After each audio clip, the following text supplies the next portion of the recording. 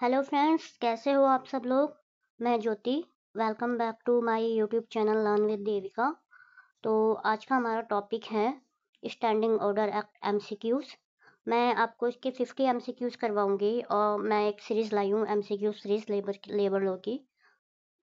और मैंने प्रीवियस भी कुछ एमसीक्यूज करवाए हैं, मिनिमम वेजेस एक्ट के करवाए हैं। तो आप मेरे चैनल पे प्लेलिस्ट में जाके वो लेक्चर देख लेना और पीडीएफ आपको टेलीग्राम चैनल पर मिल जाएंगे। अगर आपको मेरे लेक्चर अच्छे लगते हैं तो प्लीज़ इन लेक्चर्स को अपने तक मत रखो, इन्हें आगे शेयर करो, वीडियो को लाइक करो, कमेंट करो। और चलो अब हम स्टार्ट करते हैं आज का lecture. Question number 1, what is the purpose of industrial employment standing order act. Standing order act का पर्पस क्या है? वेजेस रेगुलेट करना, conduct of employees, safety guidelines provide करना, या वर्किंग आवर। तो इसका आंसर होगा ऑप्शन नंबर बी। अब देखते हैं question number 2, the standing order act applied to establishment with how many worker. Standing order act कितने एम्प्लॉयज पर एप्लीकेबल होता है? तो इसका आंसर है 100 और मोर।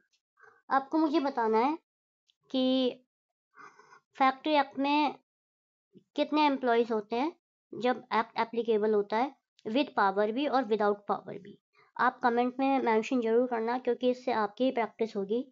और अगर आपको वीडियो अच्छे लगते हैं तो शेयर करना, और प्रीवियस वीडियोस प्लेलिस्ट में जाकर आप ज़रूर देखना और चैनल को सब्सक्राइब करना। Question number 3, which of the following is true about standing order. इनमें से स्टैंडिंग ऑर्डर के लिए ट्रू कौन सा स्टेटमेंट है? They are not mandatory. Option B, they must be certified by the appropriate authority. They can be altered only once in 5 year. They are voluntary. तो इसका answer है ऑप्शन बी। हमें इनको एप्रोप्रिएट अथॉरिटी से certified करवाने होते हैं। Option A गलत है, क्योंकि ये मैंडेटरी होते हैं किसी भी ऑर्गेनाइजेशन के लिए। ऑप्शन सी इसलिए गलत है कि आप इसको 6 महीने में मॉडिफाई कर सकते हो विद द एप्लेट अथॉरिटी से बात करके। ठीक है, और दे आर वॉलेंट्री, ये तो बिल्कुल ही गलत है। तो इसका आंसर है ऑप्शन बी। अब आते हैं नेक्स्ट क्वेश्चन पे। नेक्स्ट क्वेश्चन है हमारा, what is mean by employer under the standing order act. Employer का मीनिंग क्या है स्टैंडिंग ऑर्डर एक्ट में? तो ये बहुत ही सिंपल क्वेश्चन है, इसे मुझे डिफाइन करने की जरूरत नहीं है। इसका आंसर है ऑप्शन बी। अब आते हैं क्वेश्चन नंबर 5 पर। Question number 5, which of the following worker are covered under the standing order act. Standing order act में इनमें से कौन से वर्कर कवर होते हैं? ठीक है, तो इसमें कैजुअल भी होते हैं, कॉन्ट्रैक्चुअल भी होते हैं, परमानेंट भी होते हैं, और इसका आंसर है D, all of the above. तो सभी इसमें कवर होते हैं। अब देखते हैं next question. Question number 6, who is the responsible for certifying standing order. Standing order को सर्टिफाई करने के लिए कौन रिस्पॉन्सिबल होता है? Employer, trade union, certifying officer, government. तो इसका आंसर है सर्टिफाइंग ऑफिसर। ठीक है, अब आप मुझे ये बताओ कि सर्टिफाइंग ऑफिसर ये किस सेक्शन में आता है, और सर्टिफाइंग ऑफिसर में कौन कौन से ऑफिसर आते हैं? तो अगर आपको नहीं पता तो मैं आपको बता देती हूँ। इसमें आते हैं labour commissioner, regional labour commissioner, और एनी अदर ऑफिसर जो अप्रोप्रिएट गवर्नमेंट ने अपॉइंट किया है। इसकी मैंने एक बेयर एक्ट की क्लिप भी इसमें लगाई हुई है, वो आप चेक कर लेना। Question number 7, how many copies of the standing order needed to be submitted for certification. Certification के लिए कितनी कॉपी सबमिट करनी होती है? 5। अब आप मुझे कमेंट बॉक्स में आंसर करो कि किसको सबमिट की जाती है, क्योंकि अभी मैंने ऊपर ही जस्ट ऊपर वाले क्वेश्चन में ही इसका आंसर बताया है। इसका आंसर है सर्टिफाइंग ऑफिसर को सबमिट की जाती है। कितनी कॉपी की जाती है? 5 कॉपीज। अब हम देखते हैं next question. Question number 8, which of the following is not a require component of standing order. इनमें से स्टैंडिंग ऑर्डर में क्या मेंशन नहीं होता? जब हम कंपनी स्टैंडिंग ऑर्डर बनाती है तो कुछ टर्म्स एंड कंडीशंस में मेंशन होते हैं कि कंपनी में ये होगा वो होगा। तो इसमें से ऐसा कौन सा ऑप्शन है जो स्टैंडिंग ऑर्डर में मेंशन नहीं होता? कंडीशन ऑफ एम्प्लॉयमेंट होती है, वेजेस होते हैं, एम्प्लॉय लीव्स होते हैं, इसमें नहीं होता health benefit. Question number 9, what should be included in the standing order regarding termination. जब टर्मिनेशन होता है स्टैंडिंग ऑर्डर में तो उसमें क्या इंक्लूड होना चाहिए? Method of resignation, procedure for dismissal, probation period और एनुअल बोनस। तो इसमें ये होना चाहिए, इसका आंसर है बी, प्रोसीजर फॉर डिसमिसल। और आप मुझे ये बताओ कि जब किसी को टर्मिनेट किया जाता है तो सब्सिस्टेंस अलाउंस कैसे कैसे एम्प्लॉय को दिया जाता है, मतलब फर्स्ट 50 डेज में और 90 डेज में किस किस अमाउंट में दिया जाता है। कमेंट बॉक्स में आप मेंशन जरूर करना। अब आते हैं हमारे नेक्स्ट क्वेश्चन नंबर 10 पर। Can an employer modify the order once they are certified.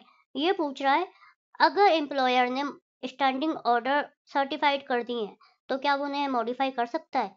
तो इसका आंसर है ऑप्शन नंबर बी, यस कर सकता है, बट इसकी टाइम लिमिट होती है। वो टाइम लिमिट ड्यूरेशन क्या होती है ये आप कमेंट बॉक्स में मेंशन करो, और अगर आपको नहीं पता तो मैं आपको बता देती हूँ। इसकी टाइम ड्यूरेशन होती है after 6 month he can change. ठीक है, अब आते हैं क्वेश्चन नंबर 11 पर। What is the minimum duration for which A certified standing order remain valid. कितने टाइम तक स्टैंडिंग ऑर्डर एक्ट वैलिड रहते हैं? तो ये रहते हैं आपका 5 year. Question number 12. What is the penalty for an employer who does not comply with the standing order? तो इसमें ये पेनल्टी पूछ रहा है कि अगर एम्प्लॉयर नहीं करता तो उसमें क्या पेनल्टी होती है। इसमें फाइन होता है। वो फाइन कितने अमाउंट तक का होता है? वो फाइन होता है अप टू 5000 रुपीज। ठीक है, और इस इस लेक्चर की पीडीएफ आपको टेलीग्राम लिंक पर मिल जाएगी। एक लेक्चर को बनाने में बहुत ज़्यादा एफर्ट लगते हैं, पहले टाइप करना, फिर पीपीटी बनाना, एडिट करना, अपलोड करना। तो अगर आपको ये क्वेश्चंस अच्छे लग रहे हैं तो आप इस वीडियो को ज़्यादा से ज़्यादा शेयर करें, चैनल को सब्सक्राइब करें और मुझे सपोर्ट करें। अब देखते हैं next question. Question number 13। What is the maximum penalty for failing to comply with standing order. इसका आंसर मैंने जस्ट अभी ऊपर बताया है आपको, तो इसका आंसर आप कमेंट बॉक्स में टाइप करो। मैंने जस्ट बिल्कुल अभी बताया है 5000 rupees. Which section of the standing order act deal with industrial dispute. Standing order act में इंडस्ट्रियल डिस्प्यूट से इनमें से कौन सा सेक्शन डील करता है? इसका आंसर है सेक्शन 13A। इसकी मैंने आपको कटिंग भी लगाई हुई है बेयर एक्ट की, आप पढ़ लेना। ये देखो प्रॉपर लिखा हुआ है ताकि कोई कंफ्यूजन ना हो। Question number 15। What does section 7 of the act provide for? Standing order का स्टैंडिंग ऑर्डर एक्ट का 7 सेक्शन क्या प्रोवाइड करता है? तो ये प्रोवाइड करता है date of operation of standing order act.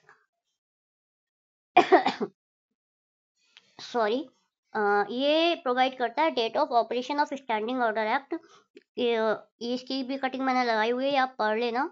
इसमें होता है कि 30 दिन के एक्सपायरी के बाद वो कॉपीज ऑर्डर में लानी होती हैं। अब हम देखते हैं question number 16। To whom can an aggrieved party appeal if they disagree with the certifying officer decision। अगर सर्टिफाई ऑफिसर के डिसीजन से एग्रीव पार्टी सहमत नहीं है तो वो कहाँ अपील करेगी? वो अपील करेगी द अपीलेट अथॉरिटी में। रेफरेंस के लिए मैंने इसमें बेयर एक्ट की कटिंग्स लगाई हुई हैं और आप इनके सेक्शंस भी याद कर लेना। अपील आता है सेक्शन 6 में, और एक कहाँ किया जाता है अपील? अपीलेट अथॉरिटी को किया जाता है। कितने दिन में किया जाता है ये आप मुझे कमेंट बॉक्स में मेंशन करो। Question number 17। What is the time limit for filing an appeal against the certifying officer. अगर सर्टिफाइंग ऑफिसर के ऑर्डर से आप सेटिस्फाई नहीं हो और आप उसको अपील करना चाहते हो दोबारा, तो टाइम लिमिट क्या होती है? उसकी टाइम लिमिट होती है 30 days. Question number 18। Standing order apply to which type of industry. Standing order किस टाइप की इंडस्ट्री पे अप्लाई होता है? तो ये सभी इंडस्ट्री पे होता है। ऑप्शन नंबर 20 का आंसर है। Question number 19। What is the primary focus of standing order. Standing order का प्राइमरी फोकस क्या है? तो इसका आंसर आप मेरे को देख के बताओ, बहुत ईजी है ये, और मुझे नहीं लगता कि आपको इस क्वेश्चन में डाउट होगा। इसका आंसर आप कमेंट में मेंशन करना, और अगर आपको नहीं आता तो मैं आपको पीडीएफ सर्कुलेट करूंगी, उसमें इसका आंसर मैं आपको टिक करके दूंगी। मीनवाइल इसका आंसर आप मेंशन करो। Question number 20, which of the following is not a part of standing order? इनमें से स्टैंडिंग ऑर्डर का पार्ट कौन सा नहीं है? जब हम कंपनी स्टैंडिंग ऑर्डर बनाती है तो उसमें बहुत सारी चीजें मेंशन करती है कि एम्प्लॉय के लिए ये होना चाहिए, वो होना चाहिए। तो इसमें से क्या नहीं है जो स्टैंडिंग ऑर्डर में नहीं होता? तो इसका आंसर है worker pension scheme. Question number 21, which of the following is a key requirement for the employer under the standing order? इसमें कह रहा है कि स्टैंडिंग ऑर्डर में इसमें कौन सी की रिक्वायरमेंट है जो होनी चाहिए इन चार ऑप्शंस में? एम्प्लॉय को ट्रांसपोर्ट देना, प्रॉपर हेल्थ और सेफ्टी मेजर देना, एनुअल बोनस देना, या रिटर्न कॉन्ट्रैक्ट। तो इसका आंसर है health and safety major. Bonus का तो कहीं पे जिक्र भी नहीं है, और ट्रांसपोर्टेशन का भी नहीं है, और कॉन्ट्रैक्ट फॉर एम्प्लॉय नहीं होता। ये इसमें कंपनी के लिए रूल्स बनाए जाते हैं कि कंपनी में जो काम होगा कैसे होगा, कितनी लीव होगी, कितनी वेज होंगी। तो इसका जो ऑप्शन सही है वो है बी। अब आते हैं नेक्स्ट क्वेश्चन पे। Question number 22, which section of the act outline the rule of maintenance of register and record? Register and record किस सेक्शन में बनते हैं?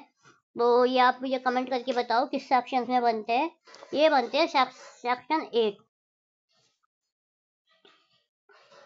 Question number 23, which of the following is a classified as misconduct under the standing order act? इन चारों option में से ऐसा कौन सा ऑप्शन है जो मिसकंडक्ट शो करता है स्टैंडिंग ऑर्डर एक्ट में? Reporting to work late, repeated absence without leave, देर से आना, ठीक है, अपसेंट रहना विदाउट लीव के लिए, ब्रेक लेना विदाउट परमिशन के लिए, या ऑल ऑफ द अबव? तो इसका ऑल ऑफ द अबव इसका आंसर है। क्वेश्चन नंबर 24, क्वेश्चन नंबर 24 है, विच of the following is not generally consider misconduct? इसमें से जर्नली कौन सा मिसकंडक्ट नहीं किया जाएगा, मतलब कौन सी गलती नहीं मानी जाएगी? अगर आप चोरी करते हो, या इंसॉलेंस टूवर्ड ए सुपीरियर, या failing to follow company procedure, या आपने गलती से कोई इनकरेक्ट रिपोर्ट बना दी। तो इसका आंसर है डी। अब आते हैं हमारे लास्ट क्वेश्चन पे, क्वेश्चन नंबर 25।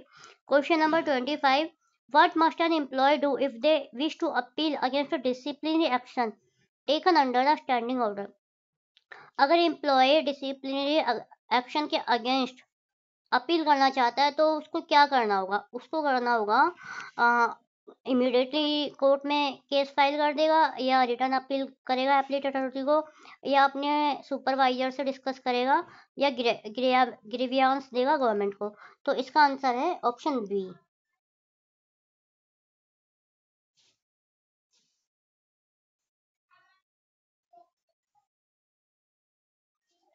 तो इसका नेक्स्ट पार्ट, इस पार्ट में मैंने आपको 25 क्वेश्चंस करवा दिए हैं। इसका नेक्स्ट पार्ट मैं as soon as possible upload करूंगी। तब तक आप फर्स्ट पार्ट देखिए, और जो प्रीवियस एमसीक्यूज है वो भी कंप्लीट करिए। ये series RRB, APFC, EPFO, labour law exam, PSU exam सबके लिए यूजफुल होगी और हेल्पफुल होगी। और जो हो सके तो ज़्यादा से ज़्यादा वीडियो को शेयर करो, सब्सक्राइब करो, लाइक करो। Bye bye, thank you for your cooperation.